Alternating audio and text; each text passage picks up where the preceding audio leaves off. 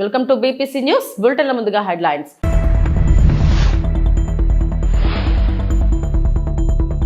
కొనసాగుతున్న ఏపీ మంత్రివర్గ సమావేశం, కీలక అంశాలపై చర్చ.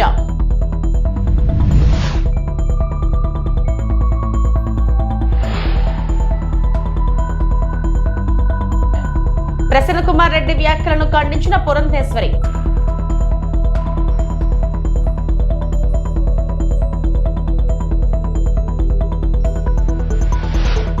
ఆగస్టు 15 నుంచి మహిళలకు ఉచిత బస్సు ప్రయాణం.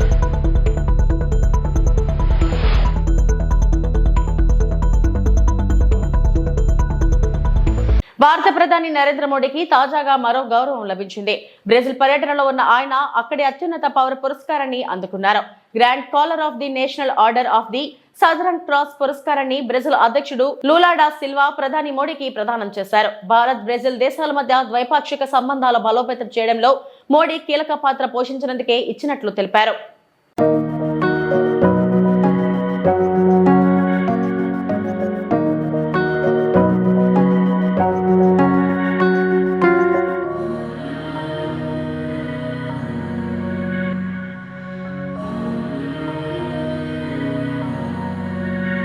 ఏపీ సచివాలయంలో సీఎం చంద్రబాబు అధ్యక్షతన రాష్ట్ర మంత్రివర్గ సమావేశం కొనసాగుతుంది. ఇందులో 50వ సిఆర్డీఏ సమావేశం నిర్ణయాలకు కేబినెట్ ఆమోదం తెలుపనుంది. అమరావతిలో ఎమ్మెల్యే, ఎమ్మెల్సీలు, ఐఏఎస్ అధికారుల నివాస సముదాయాలపై చర్చించనున్నారు. భవనాల పూర్తికి పరిపాలనా అనుమతులు మంజూరు చేయనున్నారు.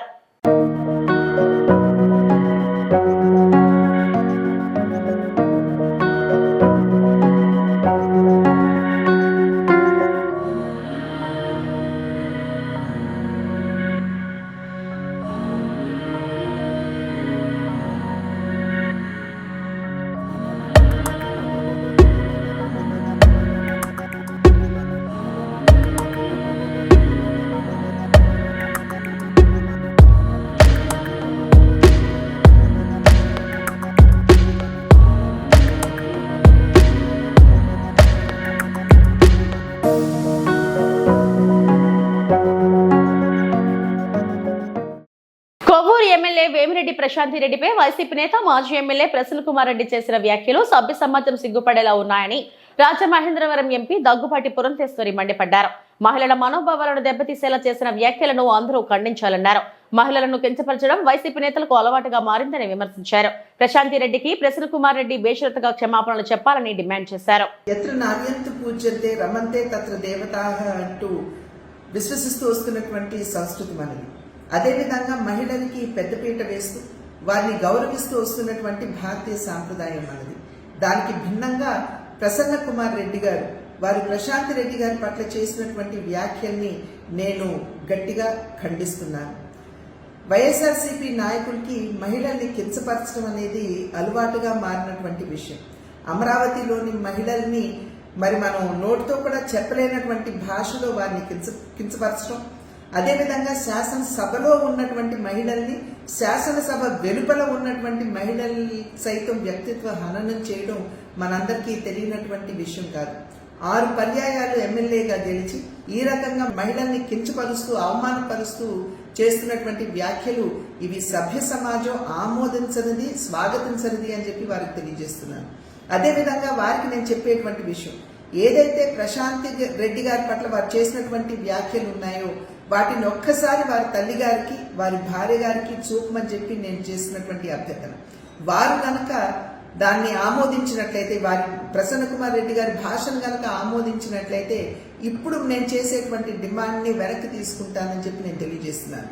నా డిమాండ్ ఏమిటంటే, ఎటువంటి షరతులు లేకుండా ప్రశాంత్ రెడ్డి గారికి బాహాటంగా ప్రసన్న కుమార్ రెడ్డి గారు క్షమాపణలు చెబుతూ వారు చేసినటువంటి వ్యాఖ్యల్ని వెనక్కి తీసుకోవాలి అని చెప్పి నేను వారికి తెలియజేస్తున్నటువంటి విషయం. ఆగస్టు 15 నుంచి మహిళలకు ఉచిత బస్సు ప్రయాణం పథకాన్ని సమర్థంగా అమలు చేసేందుకు ఆర్టీసీ సన్నద్ధమవుతుంది. సంస్థ చైర్మన్ కొనకళ్ళ నారాయణ అధ్యక్షతన సమావేశమైన ఏపీఎస్ఆర్టీసీ పాలక మండలి ఉచిత బస్సు ప్రయాణం సహా పలు కీలక అంశాలపై చర్చించి నిర్ణయాలకు ఆమోదం తెలిపింది. బస్సుల్లో రద్దీ పెరిగితే దానికి అనుగుణంగా ఎక్కడికక్కడ అదనంగా అద్దె బస్సులు ప్రవేశపెట్టాలని నిర్ణయించారు. రాబోయే రోజుల్లో రాష్ట్రంలో అన్ని ఎలక్ట్రిక్ బస్సులే ప్రవేశపెట్టాలని సీఎం ఆదేశించిన దృష్ట్యా అందుకు అనుగుణంగా ఆర్టీసీ బోర్డు సమావేశంలో నిర్ణయం తీసుకున్నారు. కారుణ్య నియామకాలు చేపట్టాలని నిర్ణయించారు. రాబోయే రోజుల్లో అన్ని ఎలక్ట్రిక్ బస్సులు పెట్టాలనేది చంద్రబాబు నాయుడు గారి ఆలోచన. కారుణ్య నియామకాల కింద వారి కుటుంబ సభ్యులకు ఉద్యోగాలు ఇచ్చే దీని మీద చర్చ జరిగింది. అవుట్ సోర్సింగ్ ఎంప్లాయీస్ కి ప్రావిడెంట్ ఫండ్, ఈఎస్ఐ కూడా కట్టాలి అనేది ఖచ్చితంగా దాన్ని పర్యవేక్షించాలనేది ఆర్టీసీ అధికారులు ఆ బాధ్యత తీసుకున్నారు. మహిళలకు ఉచితంగా బస్సు ప్రయాణం ఏర్పాటు చేస్తే ఆ సమయంలో మనకి ఎంప్లాయీస్ షార్టేజ్ వస్తుంది. అర్జెంటుగా అవసరం వస్తే కాల్ డ్రైవర్స్ కానీ కాల్ కండక్టర్స్ని కానీ పిలిపించుకుని వాళ్ళని పెట్టుకుని ఈ ఆర్టీసీ నడపాలనుకుంటున్నాం. లేడీస్ ప్రయాణం ఉచితం అన్నప్పుడు ట్రాఫిక్ పెరిగే అవకాశం ఉంది. దానికి గాను చంద్రబాబు నాయుడు గారు ఏ రకమైన పాలసీ నిర్ణయిస్తే ఆ పాలసీని అమలు చేసేందుకు గాను చాలా తయారుగా ఉన్నాం. విజిలెన్స్ అనేది ఆర్టీసీలో అవసరం అని భావించాం. ఐజీ స్థాయిలో ఒక పోలీస్ డిపార్ట్మెంట్ తీసుకోవాలి, అలాగే ఏఎస్పీ స్థానంలో ఒక పోలీస్ ఆఫీసర్ తీసుకోవాలి, అలాగే డిఎస్పీలను కూడా తీసుకోవాలి. కొంతమంది ముఖ్యమైన వాళ్ళని కూడా రోస్టర్ సిస్టంలో, రొటేటరీ సిస్టంలో వాళ్ళు పోలీసులు ఇక్కడికి వస్తూ ఉంటారు, కొంతకాలం జాబ్ చేస్తూ ఉంటారు, మళ్ళీ వాళ్ళు రిలీవ్ అయ్యి వెళ్ళిపోతారు, వాళ్ళ ప్లేస్లో ఇంకోళ్ళు వస్తారు. దానివల్ల ఆర్టీసీలో సెక్యూరిటీ భద్రత పెంచడం కోసం ఈ నిర్ణయం తీసుకోవడం జరిగింది. రాష్ట్రంలో మహిళలను అవమానపరిచే విధంగా, కించపరిచే విధంగా వైసీపీ నేతలు వ్యవహరించడం సిగ్గుచేటని తణుకు ఎమ్మెల్యే ఆర్మిల్లి రాధాకృష్ణ విమర్శించారు. నెల్లూరు జిల్లాకు చెందిన వైసీపీ నేత ప్రసన్న కుమార్ రెడ్డి మహిళలపై చేసిన వ్యాఖ్యలను ఆయన తీవ్రంగా ఖండించారు. బుధవారం తణుకు పట్టణ పరిధిలోని 32, 33 వార్డుల్లో సుపరిపాలనలో తొలి అడుగు కార్యక్రమంలో భాగంగా ఇంటింటికి తిరిగిన ఎమ్మెల్యే రాధాకృష్ణ గత ఏడాది కాలంగా అందుతున్న సంక్షేమ పథకాలను అడిగి తెలుసుకున్నారు. బుధవారం తణుకు పట్టణ పరిధిలోని 32, 33 వార్డుల్లో సుపరిపాలనలో తొలి అడుగు కార్యక్రమంలో భాగంగా ఇంటింటికి తిరిగిన ఎమ్మెల్యే రాధాకృష్ణ గత ఏడాది కాలంగా అందుతున్న సంక్షేమ పథకాలను అడిగి తెలుసుకున్నారు. ఈ సందర్భంగా ఎమ్మెల్యే మాట్లాడుతూ గత వైఎస్ఆర్సీపీ ప్రభుత్వానికి ప్రస్తుత కూటమి ప్రభుత్వానికి వ్యత్యాసాన్ని ప్రజలు గమనిస్తున్నారని అన్నారు. రాష్ట్రంలో మహిళల ఆత్మస్థైర్యాన్ని దెబ్బతీసి రాజకీయ లబ్ధి పొందాలనే ఉద్దేశంతో వైసీపీ నేతలు చేస్తున్న వ్యాఖ్యలు సరికాదన్నారు. ప్రశాంతి రెడ్డిపై ప్రసన్న కుమార్ చేసిన వ్యాఖ్యలను రాష్ట్రంలోని మహిళలు ముక్త కంఠంతో వ్యతిరేకిస్తున్నారని అన్నారు. తొలి అడుగు కార్యక్రమం తణుకు పట్టణం 32, 33 వార్డుల్లో నిర్వహించడం జరుగుతుంది. ముఖ్యంగా ప్రతి ఇంటికి కూడా వెళ్ళి వారికి అందినటువంటి సంక్షేమాన్ని తెలియజేయడంతో పాటుగా వారికి ఇంకా ఏదైతే సమస్యలు ఉన్నాయో వాటన్నింటినీ కూడా పరిగణలోకి తీసుకుని భవిష్యత్తులో ప్రజా అవసరాలు తీర్చే విధంగా ఈ సుపరిపాలన తొలి అడుగుని ఒక వేదికగా ఉపయోగించుకోవడం జరుగుతుంది. ఈరోజు ముఖ్యంగా ప్రజలందరూ కూడా బేరీజు వేసుకుంటున్నారు. వైఎస్ఆర్ కాంగ్రెస్ పార్టీ పరిపాలన ఏ విధంగా ఉంది, ఈరోజు కూటమి ప్రభుత్వ పరిపాలన ఏ విధంగా ఉంది అనేది ప్రజలందరూ కూడా బేరీజు చేసుకుని వారందరూ కూడా ఏ ఇంటికి వెళ్ళినా ఒకటే చెప్తున్నారు, ఈ ప్రభుత్వ పరిపాలన చాలా బాగుందని తమ ఆనందాన్ని, హర్షాన్ని వ్యక్తం చేస్తున్నారు. మనందరం కూడా చూసాం, వైఎస్ఆర్ కాంగ్రెస్ పార్టీ అధికారంలో ఉండగా జగన్మోహన్ రెడ్డి నుంచి కింది స్థాయి వరకు ఎటువంటి అరాచకాలు చేశారో, ఎటువంటి దాడులు చేశారో, మహిళల పట్ల ఏ విధంగా ప్రవర్తించారో అదే విధంగా మనందరం కూడా చూసాం. ఈరోజు చంద్రబాబు నాయుడు గారి ప్రభుత్వంలో ఈరోజు మహిళల పట్ల అన్ని విధాలుగాను కూడా వారికి గౌరవం కల్పించే విధంగా, మహిళలందరికీ కూడా ఒక ఆత్మవిశ్వాసాన్ని కల్పించే విధంగా ఈ ప్రభుత్వం వారికి అండగా నిలబడుతూ పెన్షన్లు కానీ, తల్లికి వందనం కానీ, ఇంటింటికి రేషన్ కానీ, అదేవిధంగా ఈరోజు మనకిచ్చేటటువంటి గ్యాస్ సిలిండర్లు కానీ, ఉచిత బస్సు ప్రయాణం కానీ, ఈ విధంగా మహిళల పట్ల ఎంతో గౌరవంతో ఈ ప్రభుత్వం అనేక సంక్షేమ కార్యక్రమాలని చేస్తుంది. కానీ మనందరం కూడా చూస్తున్నాం, వైఎస్ఆర్ కాంగ్రెస్ పార్టీ నాయకులు జగన్మోహన్ రెడ్డి నుంచి మాజీ ఎమ్మెల్యేలు, మాజీ మంత్రులు ఏ విధంగా మహిళల పట్ల వీళ్ళు హీనాతిహీనమైనటువంటి కామెంట్స్ చేస్తున్నారో మనందరం కూడా చూసాం. నిన్నటి సంఘటన కూడా రాష్ట్ర వ్యాప్తంగా మహిళలందరినీ కూడా అవమానపరిచే విధంగా, ప్రతి ఒక్కరూ కూడా ముక్కును వేలేసుకునే విధంగా ఏదైతే మన నెల్లూరు జిల్లాకు సంబంధించినటువంటి ప్రసన్న కుమార్ రెడ్డి చేసినటువంటి వ్యాఖ్యలు, అక్కడ ఉన్నటువంటి స్థానిక శాసనసభ్యురాలు శ్రీమతి ప్రశాంతి రెడ్డి గారి మీద చేసినటువంటి వ్యాఖ్యలు చాలా జుగుత్సాకరంగా ఉన్నాయనేది ఈరోజు మనందరం కూడా గ్రహించాలి. వారు అన్ని విధాలుగాను కూడా మహిళలను అవమానపరచడం, మహిళల్ని కించపరిచే విధంగా వారు కామెంట్స్ చేయటం, వారు ఆత్మస్థైర్యాన్ని దెబ్బతీయాలి, వారిని ఏ విధంగా కృంగతీయాలి, రాజకీయ లబ్ధి పొందాలి అనే విధంగా ఈరోజు వారు ప్రవర్తించడం. ఈరోజు ప్రసన్న కుమార్ రెడ్డి ఏదైతే వ్యాఖ్యలు చేశారో ప్రశాంత్ రెడ్డి గారి మీద, వాటిని పూర్తిగా ఖండిస్తున్నాం. ఈరోజు మహిళలందరూ కూడా దాన్ని ముక్త కంఠంతో రాష్ట్ర వ్యాప్తంగా కూడా ఖండిస్తున్నారు. ఈరోజు అటువంటి వారందరూ కూడా ఏదైతే ఒక విధానానికి అలవాటు పడినటువంటి పార్టీ వైఎస్ఆర్ కాంగ్రెస్ పార్టీ, వారి నాయకుడు ఏ విధంగా ఉంటున్నాడో వీళ్ళు కూడా అదే విధంగా ఈరోజు రాష్ట్రంలో అందరినీ కూడా ఏదో విధంగా అవమానపరచాలి, అదేవిధంగా వారి ఆత్మస్థైర్యాన్ని దెబ్బతీయాలి, రాజకీయ లబ్ధి పొందాలనే విధంగానే వాళ్ళ ప్రవర్తన ఉంటుంది. ఇది తీవ్రంగా మనందరం కూడా ఖండించాల్సినటువంటి అవసరం ఉంది. నిన్న ఆయన చేసినటువంటి కామెంట్స్ అన్నీ కూడా 10 మందిలోనూ కూడా చెప్పుకోలేనటువంటి పరిస్థితి. ఆ విధంగా ప్రశాంత్ రెడ్డి గారి మీద చేసినటువంటి కామెంట్స్ కూడా చాలా దారుణంగా ఉన్నాయి. దాన్ని ప్రజలందరూ కూడా ముక్తకంఠంతో ఖండిస్తున్నారు. ఈరోజు అటువంటి వ్యక్తుల మీద ప్రభుత్వం కూడా చర్యలు తీసుకోవాలి, కేసులు కట్టి లోన్ వేయాల్సినటువంటి అవసరం ఉంది. ఈరోజు భవిష్యత్తులో ఎవరో కూడా ఇటువంటి తప్పిదాలు చేయకుండా మహిళలకు రక్షణగా నిలబడి మహిళల గౌరవం నిలిపే విధంగా ఈరోజు అందరూ కూడా ఉండాల్సినటువంటి అవసరం ఉంది. ఈరోజు అటువంటి పరిస్థితి నుంచి వైఎస్ జగన్మోహన్ రెడ్డి ప్రతిదీ కూడా రాజకీయం చేయాలి, రాజకీయ లబ్ధి పొందాలనే విధంగా ఈరోజు ఆయన చేస్తున్నటువంటి అధికారంలో ఉన్నప్పుడు కనీసం కాలు కూడా బయట పెట్టలేదు. ఈరోజు ప్రతి చోటకి నేను వెళ్తానని చెప్పి పరామర్శలని చెప్పి అక్కడ ఏమైనా దాడులు చేసే విధంగా ముందుకు వెళ్తాం కూడా ఈరోజు ప్రతి ఒక్కరూ కూడా ఖండిస్తున్నారు. ఈ విధంగా వైఎస్ఆర్ కాంగ్రెస్ పార్టీ నాయకులు కానీ వైఎస్ఆర్ కాంగ్రెస్ పార్టీ శ్రేణులు కానీ తెలుసుకోవాల్సింది ఒకటే, ప్రజలు మీకు 11 సీట్లు ఇచ్చారు మీరు చేసినటువంటి నిర్వాహకం వలన. భవిష్యత్తులో అది కూడా లేకుండా చేస్తారు మీరు ఇదే విధంగా ప్రవర్తిస్తే. మితిమీరిగా రాజకీయాల్లో అన్ని విధాలుగాను వ్యక్తిగత దాడులు చేస్తూ మీరు ఈ విధంగా ప్రవర్తిస్తే భవిష్యత్తులో ఈ సీట్లు కూడా రావు. ఆ విధంగా మరి అందరూ కూడా వాళ్ళు అన్నీ కూడా దృష్టిలో పెట్టుకుని వారి పద్ధతులు మార్చుకుని వైఎస్ఆర్ కాంగ్రెస్ పార్టీ నాయకులు సరైనటువంటి మార్గాల్లో నడిచే విధంగా వారి నాయకులు వారందరూ కూడా సమీక్ష చేసుకుని ముందుకు వెళ్ళాలని ఈ సందర్భంగా తెలియజేస్తారు. జగన్ బంగారుపాలెం పర్యటనకు అనుమతి, పోలీసుల పటిష్ట ఏర్పాట్లు, ప్రజలకు శాంతి పిలుపు. చిత్తూరు జిల్లా బంగారుపాలెం పులివెందుల ఎమ్మెల్యే వైఎస్ జగన్మోహన్ రెడ్డి బంగారుపాలెం పర్యటనకు పోలీసులు కొన్ని షరతులతో కూడిన అనుమతిని మంజూరు చేశారు. ప్రజల శ్రేయస్సు, శాంతి భద్రత పరిరక్షణ దృష్ట్యా ఈ చర్యలు తీసుకున్నారు. మామిడియార్డులో జరిగే సమావేశానికి కేవలం 500 మందికి మాత్రమే అనుమతి ఇవ్వగా హెలీప్యాడ్ వద్ద 30 మంది ముఖ్య నేతలకు మాత్రమే ప్రవేశం కల్పించనున్నట్లు అధికారులు వెల్లడించారు. ఈ పర్యటనకు ఉదయం 11 గంటల నుండి మధ్యాహ్నం 2 గంటల వరకు మాత్రమే అనుమతి ఉంటుంది. పర్యటన సందర్భంగా సీసీ కెమెరాలతో పటిష్ట నిఘా, పోలీసుల భారీ బందోబస్తు ఏర్పాటు చేయబడుతుంది. అనుమతికి మించిన జన సమీకరణ, బయట జిల్లా ప్రజలను తరలించేందుకు ప్రయత్నాలు, డబ్బు, మద్యం, పెట్రోల్ పంపిణీ ద్వారా జన సమీకరణకు యత్నాలు జరుగుతున్న నేపథ్యంలో 377 మందికి నోటీసులు, 55 మందిపై కేసులు నమోదు చేశారు. అందరికీ నమస్కారం. ఈ నెల 9వ తారీఖున బంగారుపాళ్యం మండలంలో మ్యాంగో మార్కెట్ యార్డ్కి ఎక్సీఎం గారు వస్తున్న దృష్ట్యా ఇప్పటికే పోలీసులు పర్మిషన్ ఇవ్వడం జరిగింది. ఉన్న కండిషన్స్ అన్నీ కూడా చాలా క్లియర్గా ఆర్గనైజర్స్కి మరియు వివిధ ప్రాంతాలలో ఉన్న లీడర్స్కి కూడా చెప్పడం జరిగింది. అయినప్పటికీ కూడా ఇప్పటికీ మండల స్థాయిలోనూ మరియు అసెంబ్లీ కాన్స్టిట్యున్సీ స్థాయిలో కూడా ఎక్కువ సంఖ్యలో మొబిలైజ్ చేయాలని చూస్తున్నారు.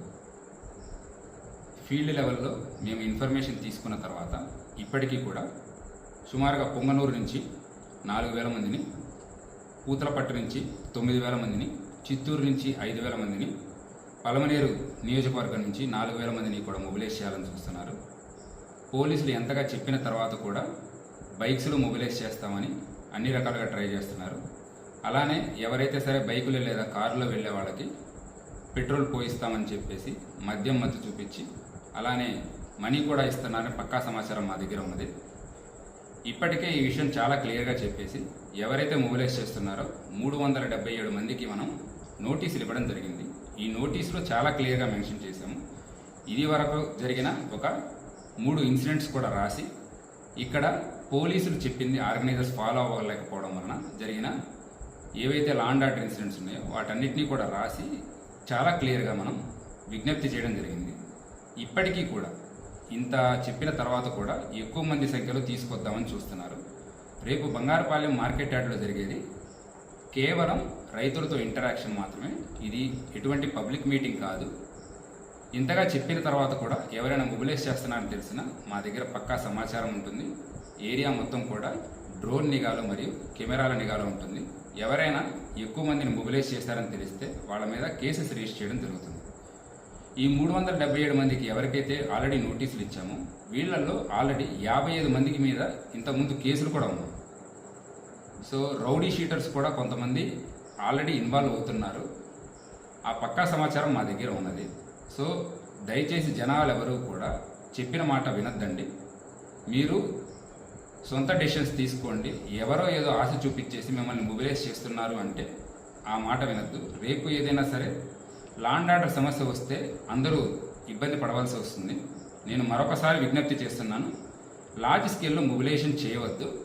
కేవలం ఏదైతే సరే పోలీసులు ఇచ్చిన నియమ నిబంధనలు ఉన్నాయో అవి తప్పకుండా ఫాలో అవ్వండి. చిత్తూరు జిల్లా రామకుప్పం మండలంలోని ఏనుగుల గుంపు హల్చల్. పెద్దూరు వద్ద 6 ఏనుగుల గుంపు తిరుగుతూ ఉండటంతో ప్రజల్ని అప్రమత్తం చేసిన అటవీ శాఖ అధికారులు.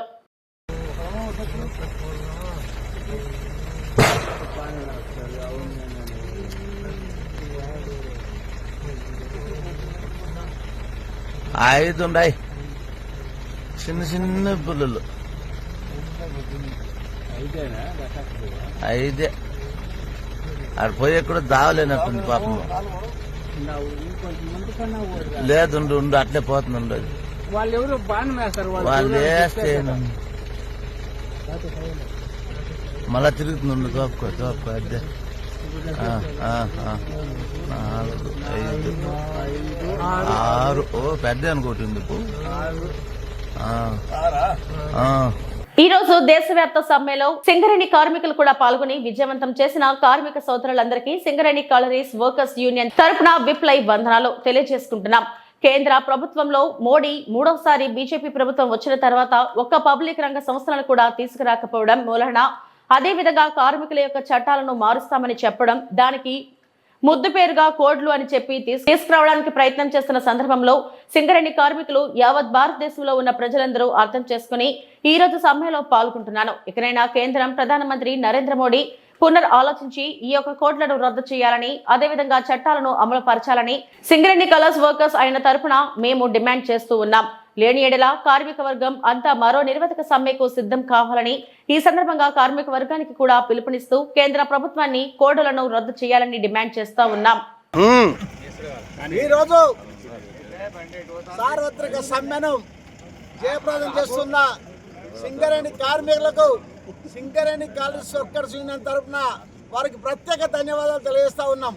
ఎందుకనంటే ఈరోజు సమ్మె 3 సార్లు గెలిచినా కూడా కేంద్ర ప్రభుత్వంలో ఉన్న నరేంద్ర మోడీ గారు ఈ యొక్క చట్టాలను మారుస్తానని చెప్తే కార్మికులకు మేము గేట్ మీటింగ్ల ద్వారా సమావేశాల ద్వారా అందరికీ తెలియజేయడం అనేది జరిగింది. దీనిని కార్మికులు అర్థం చేసుకున్నారు. అర్థం చేసుకొని ఈరోజు సమ్మెలో పాల్గొంటూ ఉన్నారు. పాల్గొన్న కార్మికులకు అందరికీ కూడా మరొక్కసారి కూడా ధన్యవాదాలు కూడా తెలియజేస్తా ఉన్నాం.